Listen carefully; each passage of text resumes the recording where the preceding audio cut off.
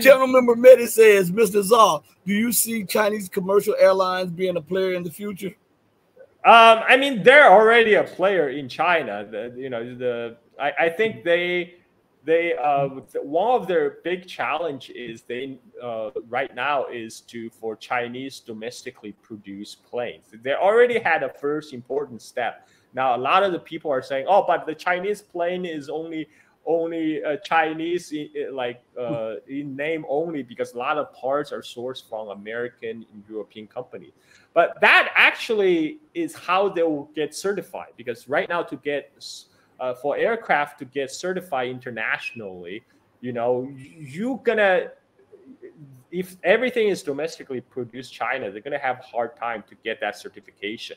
So what they will do right now is build up this plane with all these Western parts, but little by little, they're going to replace each component with indigenous Chinese made parts after it got its certification. And I think this is just one of those industries that China will eventually come to master, just like how they master electric vehicles. Because back for when the Western companies entered China, right? They saw China is a huge market. In fact, GM makes more cars in China for the Chinese market than they make in United States. In 2008, when GM declared bankruptcy, I went to China in 2010. I met one of the daughter of my dad's friend. She worked at GM China. She's like, I don't know what GM America is doing, man. We are making money over here. We are making money head over heel. I don't know what's wrong with the GM America. And because at that time, one of the hottest, I remember one of the hottest selling brand in China was Buick. My cousin had a Buick in China. But right now, the way the US and European companies would do to stay a couple generation ahead of the Chinese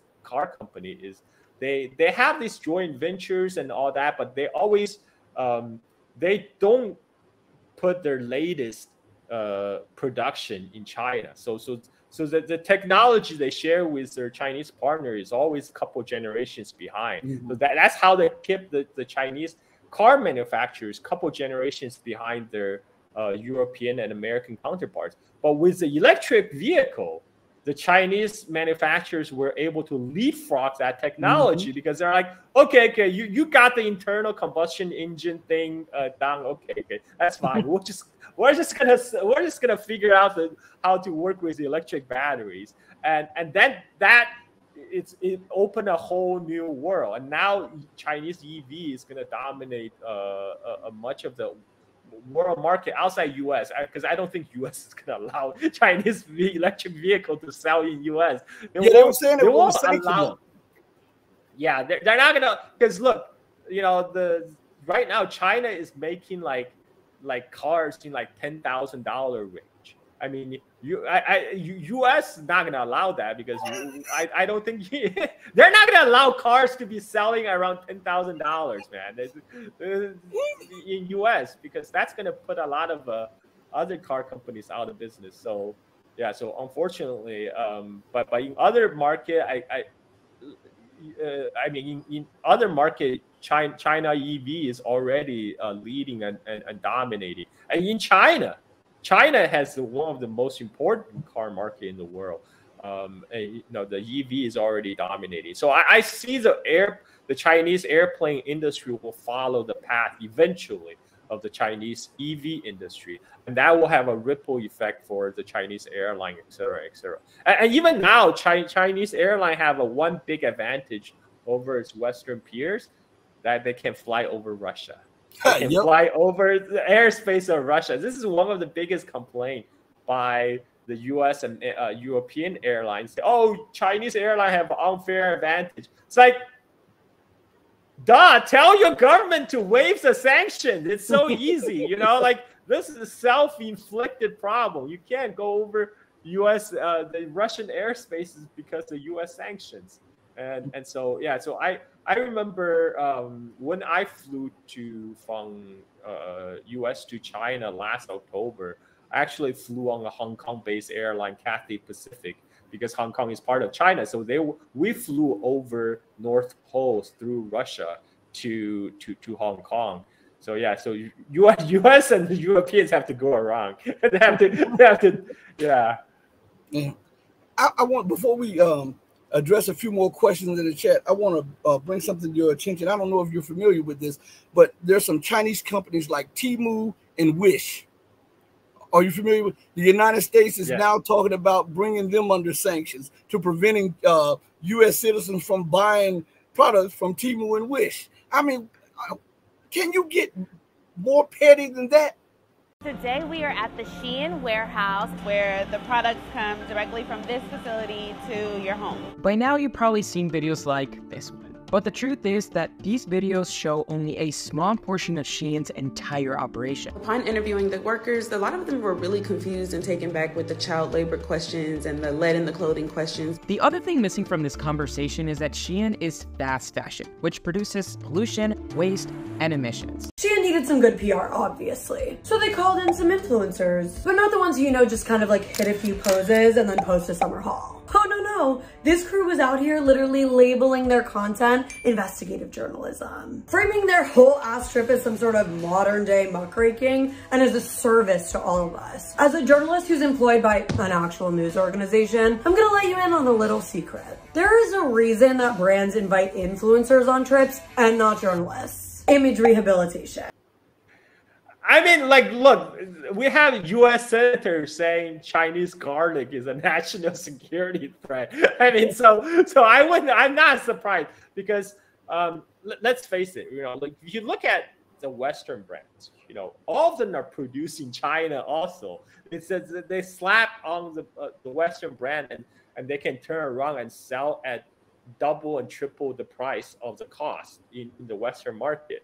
And what you know, what these Chinese website Temu and Wish they do is they cut out the middleman. They directly sell from factories from China. So this is why it threatened the bottom line of these Western multinationals whose profit comes from being this middleman, who being able to charge this premium. So yeah, so of course, you know, there's going to be campaigns on banning Temu.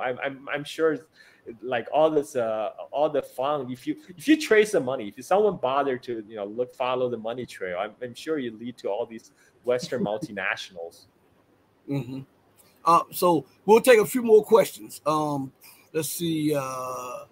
It was one in particular. Okay, this is from channel member Mehdi. He says, I live by the Bath Ironworks shipyard where the Zimwalt was built. You know, that piece of crap that the United he said they're having a hard time finding qualified tradesmen to work at the shipyard. Before you say something about that, Carl, do you remember when that was touted as the warship of the future and that it was the most advanced warship of the future? And then when they sailed it out, it had to be towed through the Panama Canal because it broke down twice.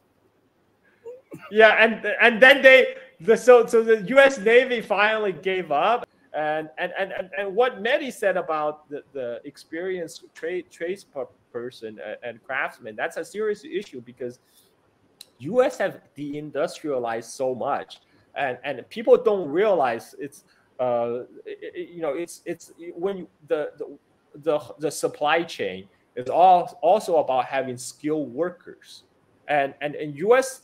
have deindustrialized so much, they have a generation gap in skilled workers, you know, because they don't have new young workers being trained in the same trade craft because they don't have the same industry anymore. And this is a problem U.S. is facing with reindustrialization. They even if they want to relocate, reshoring their plant, they still got to train a whole new generations of workers. That's not a problem in China because in China, they're continually upgrading their skill sets. And Carl, don't forget, you were being diplomatic about it. Be honest about it. One of the main reasons for this thing that Mehdi is talking about is because they feel privileged, the youth feel privileged, and they're lazy as hell today in America. And Well, you were being diplomatic about it, but let's cut the chase. You got to admit. well, I mean, like it's about incentives, right? I mean, like right now, all the incentives in U.S. society is to incentivize them to be YouTubers. That's why we're here.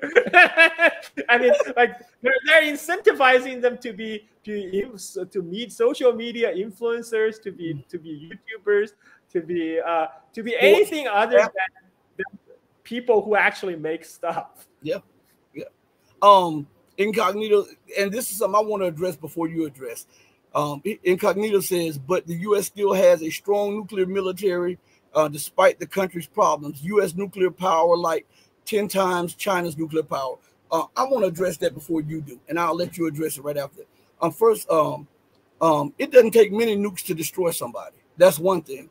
Two things is that when we're talking about nuclear, the Soviet Union was the largest nuclear power too, and it collapsed, right? And so we have to look at that model right there. The United States is still a nuclear power, but look at what happened to the Soviet Union when the economy collapsed, when the political system was in disarray. Look, and then you'll have a blueprint of what could happen to the United States. And third, I want to say this. I don't know how true this is, but they did, some students and some professors did a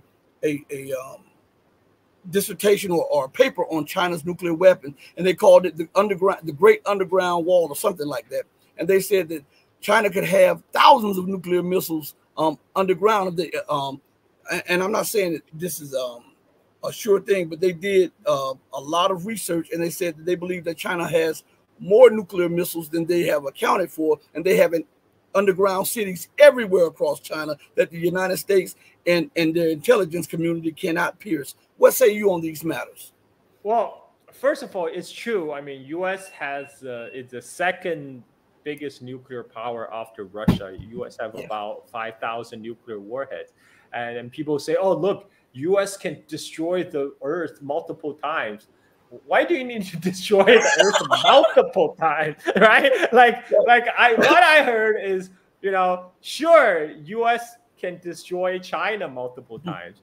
China only need to destroy U.S. once. I mean, like China has right now, according to publicly released information, the guess estimate is China have about 400 nuclear warheads, and they're still increasing. They're still increasing their nuclear arsenals. I mean, 400 nuclear warheads is enough for all the major U.S. cities. I mean, the thing about nukes is that once you have to use them, it's already Armageddon. It's already end of the world. So in the meantime, nukes are actually pretty expensive to maintain. They're not an asset, they're a liability. When you have 5,000 nuclear warheads, you need to spend quite a lot on the maintenance. That's one of the drain that put a drain on the Soviet Union. And speaking about Soviet Union, right now, U.S. I mean, I see a lot of comparison to U.S. and the late Soviet era, like Brezhnev era of U.S. intellectual elite always talk about the late Soviet ossified elite. They can't respond to change, and they're not aware of the changing world around them.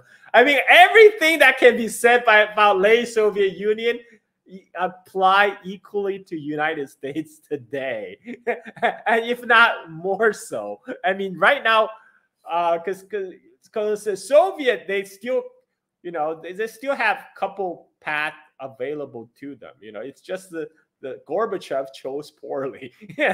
But United States, I don't see a good path forward, man, because right now the elite is so entrenched. The stupid greedy elite that got us to this point, they're so entrenched. I just don't see them getting thrown out their office. It's just a the Democrats and the Republicans are all the same. Biden, Trump, you're not going to get fundamental differences. So I honestly, I think we are in the, I don't know, we are in the worst, so at least a Soviet collapse, you still have the transition is still mostly peaceful. I don't know if I can say about United States if there's a collapse going to happen. I don't know if it's going to be peaceful. I want to bring something up that you just said, referring to the United States always boasting that they can destroy the world 30 times over. Have the people ever thought about that you're the loser too, because you live on the same planet? So if you destroy the world one time over, you're lost too. Where are you going to live? You can't go live on the moon, Mars, or Saturn. So I mean, these people are insane. They don't think outside the box. They think in this little imperial room that they're in, that hey, if I get the most nuclear weapons, I can win. Hell, if the nuclear weapons are used, everybody loses. So I mean, do they ever sit down? Do you think that they ever rationalize these things? Because 30 times over, you can have it 40 times over. If you destroy it one time, the other 29 times don't matter.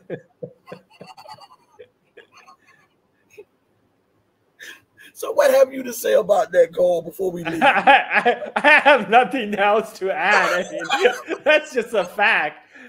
It's like we all lose in a nuclear war. I mean, unless you have a secret nuclear bunker somewhere, you can play Fallout in real life. But that's not realistic. Right now, I don't see. I don't think boasting about the strength of your nuclear arsenal it's a healthy sign. It's not a sign of a healthy society. Hey, Mehdi says this before we go. Mehdi says, Mr. Czar, do you think that the United States might enter into its own century of shame? I mean, we're in the century of humiliation already. Biden humiliated himself every day. Like, this is, I mean, look at the so-called prosperity guardian in the Red Sea, the U.S. operation. U.S., the purportedly the #1 military power in the world, and now on the other side you have Yemen. Yemen is a naval power of the 21st century because they're redirecting 11% of the world shipping traffic away from the Red Sea to be around the Cape of Good Hope, all the way around Africa. So I mean, yeah, this is they can't. This is a country that after 20 years of Afghanistan, right? The only thing they have accomplished is they put Taliban back into power. So I mean, like, you kidding me? This is we are living in the century of humiliation already. It's just the question is how much worse it's gonna get. Carl, on our next go around when we do this show again, I want to bring on Juan. I forgot to bring him on this time. He's the host of Real Truth Talk, and he had a host of questions that he wanted to ask you. He really follows you, and he likes your answer. So I'm going to bring him on next time so that we can chop it up together, okay? And again, my brother, thank you for joining me on the most powerful platform for truth. I really appreciate it. Thank you, Rashid. Anytime. I love to talk. Everybody, thank you all for joining us on the Red Pill Diaries. We go out the same way that we always come in, with love in our heart for each and every one of you who loves truth. But know that the love that we have for you will always pale in comparison to the love that the true and living God has for you. Until we next speak again, stay strong, stay true, but above all things, stay righteous. Hit the like and the subscribe. Share the video. Tell others about this platform. Tell others about Carl. Please go subscribe to Carl's channel. And on that note, hey, we're going to go out of here. Hey, mama, your baby boy loves you more than life. Deuces, everybody.